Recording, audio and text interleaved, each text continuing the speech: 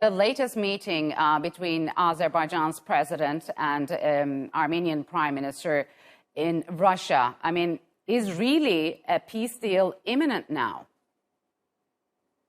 Thank you for this opportunity to talk to you. Indeed, on the margins of the Commonwealth of Independent States informal summit in St. Petersburg, there was an opportunity on the margins for the informal talks or informal discussions between the President of Azerbaijan, His Excellency Mr. Ilham Aliyev, and the Prime Minister of Armenia, Nikol Pashinyan. And from our side, it has been assessed as a fruitful and constructive engagement to advance the peace agenda between the two countries. From Azerbaijani side, there is a stronger determination to advance our peace agenda, in a sense to finalize peace treaty between Armenia and Azerbaijan, and also normalize the relation between two countries. And from Azerbaijan's perspective, we don't see any further major obstacles for completion of the peace treaty between two countries. So when are you and your country planning to announce the outcome, and how will this process proceed? Well, it's a little bit difficult to put concrete timelines, and further negotiations are still required between Armenia and Azerbaijan to finalize the process, and also text-wise as a peace treaty. And we are in the process of exchanging the draft of a peace agreement. We do regret that at one point there was a certain delay from Armenian side. Nevertheless, Azerbaijan provided its own version of the peace treaty in September, but it took more than 70 days Armenia to respond to our remarks.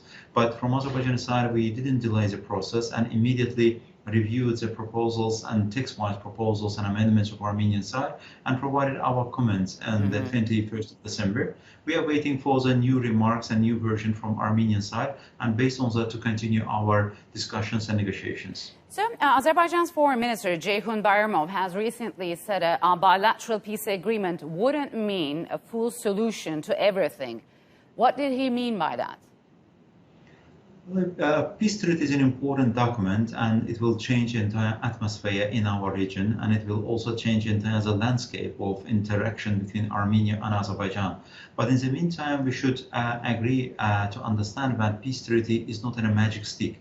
It cannot change everything at the same time. In a sense, it will require further actions from both sides to have a full implementation of peace treaty. In the meantime, confidence building measures, ethnic reconciliation, post-conflict ethnic reconciliation, and also coming to the complete normalization between two countries, it will require a lot of efforts from both sides. That was a major message of the foreign minister from Azerbaijan side. But the important thing is that the peace treaty, that it will take out element of the military confrontation, element of the war and atrocity between two countries, and it will have a positive transformative effect for the region of the entire Caucasus, and particularly Armenia-Azerbaijan interstate relationship.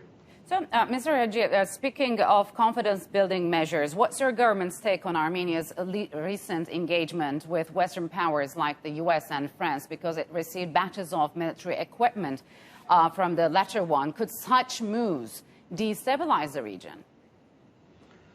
Indeed, Azerbaijan's views that Armenia doesn't need a militarization agenda. Armenia needs a positive agenda, and also regional engagement and bilateral engagement between Armenia and Azerbaijan should be supported. On this stage, I would like also to highlight that Azerbaijan supports Baku-Yerevan direct negotiations and direct talks, and we also see the great value of that. 7th of December joint statement between the presidential administration and Prime Minister, Armenia's Prime Minister's office joint statement once again demonstrated that if two sides are working together and based on the understanding and mutual confidence, we can proceed and advance our regional peace agenda. For the first time, it was a historic document in a sense that two countries agreed on a joint statement at the high-level government institutional level.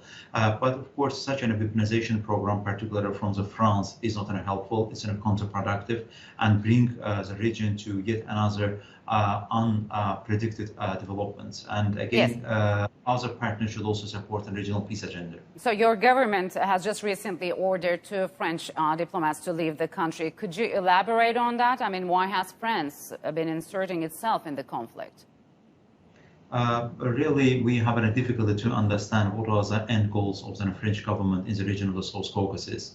And what we said that other countries shouldn't export their geopolitical intrigues and their own internal political agendas to the region of the South Caucasus, and also militarization program of Armenia, and also contributing to the feeling of the revanchism in Armenia are not helpful, but unfortunately we see in the actions of France. And France is also unnecessarily and quite in a counterproductive manner conducts diplomatic wars against the Republic of Azerbaijan.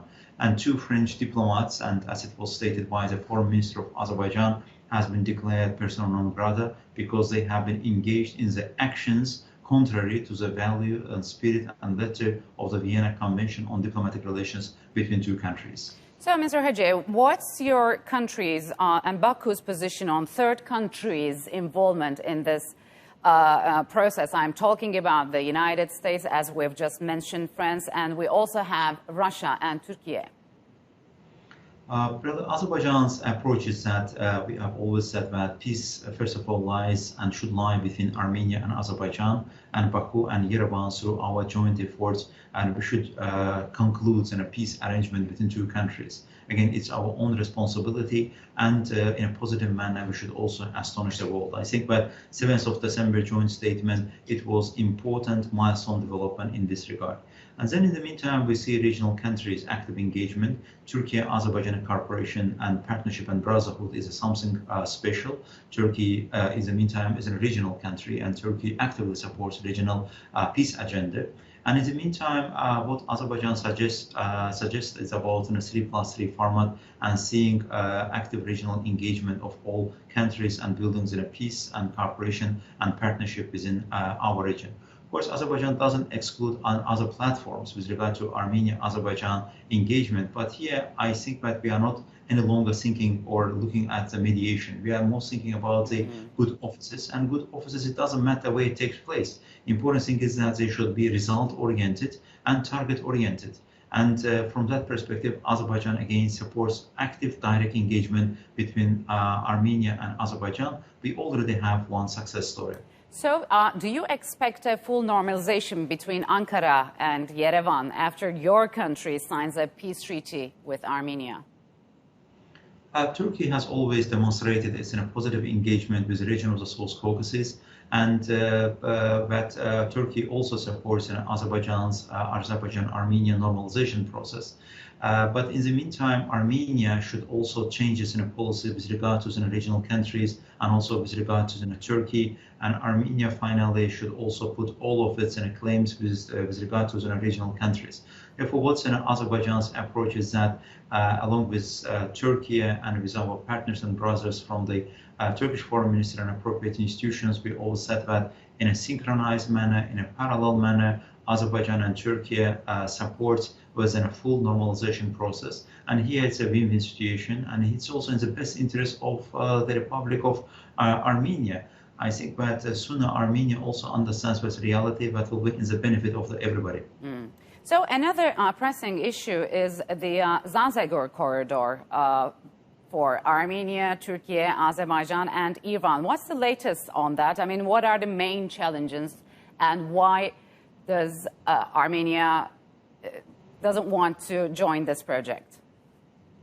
Well, for us, it's also a really big question about why Armenia didn't provide any good conditions for implementation of this project for the last 3 years. We have exerted a lot of efforts for discussing all modalities of opening Zangezur corridor, because it was also a commitment of Armenian side under the trilateral statement 2020, 10th of November, providing access from the western regions of Azerbaijan to Nakhchivan region of Azerbaijan. And we also know that Nakhchivan continues to live under the blockade because Nakhchivan doesn't have any direct connection with the Azerbaijan proper.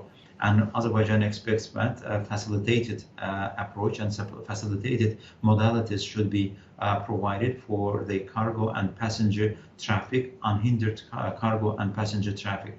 Therefore, but we haven't seen certain reciprocity from Armenian side. We also think that it's also in the interest of Armenia's side to change her policy, to change her standing in the region as a transit country. Therefore, not waiting for the whims or further thinking of Armenian side, Azerbaijan has already started building alternative route to Nakhchivan through the territory of Iran. We already started with cooperation and discussion. Therefore, it's up to Armenia. And Armenia, if Armenia sees herself as a regional transit country, then Armenia should also provide attractive modalities for cargo passages and also security mechanisms, how it's going to be handled. All right, Mr. Hajiev, unfortunately, we'll have to leave it here. Thank you very much for joining me on Straight Talk. Appreciate it a lot. I appreciate it. Thank you.